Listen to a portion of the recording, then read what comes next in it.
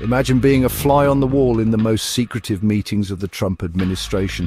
Think of the things you'd overhear, the plans you'd be privy to. Well, Jeffrey Goldberg, the editor of, didn't have to imagine.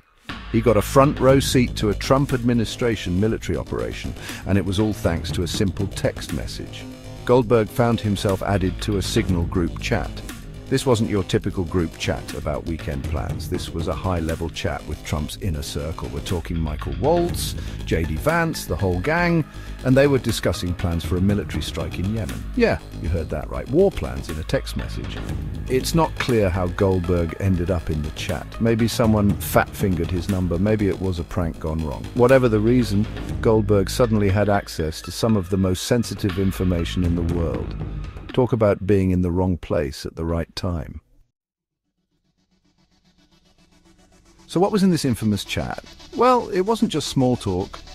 The messages detailed upcoming military strikes in Yemen targeting the Houthis. We're talking about locations, timings, the whole shebang. It was like something out of a Tom Clancy novel, except it was all too real. The chat revealed the inner workings of the Trump administration's foreign policy. There were arguments, disagreements, and even moments of doubt.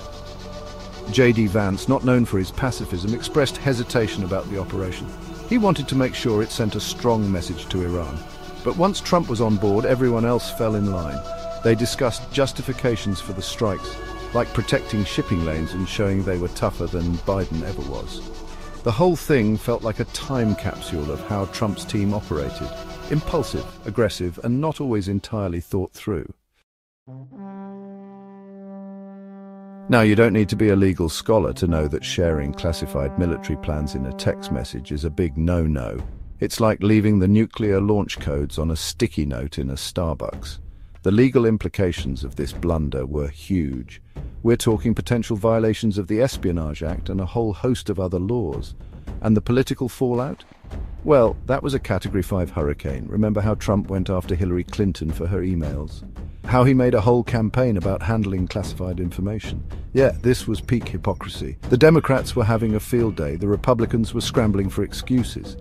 And through it all, Trump remained silent, probably tweeting furiously from a golf course somewhere. The fallout from this text heard around the world was immense. Goldberg, being a responsible journalist, removed himself from the chat and contacted the authorities. The National Security Council launched an investigation. Heads were going to roll, or at least get a stern talking to. But beyond the immediate consequences, the incident raised serious questions about the judgment and competence of the Trump administration. If they couldn't even keep war plans secret, what else were they messing up? This wasn't just a case of, oops, a wrong number. This was a systemic failure, a sign of an administration that had lost control.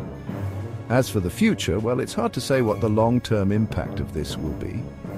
But one thing's for sure, it's a story that will be told and retold. A cautionary tale about the dangers of technology, loose lips, and putting your faith in an administration that couldn't text straight.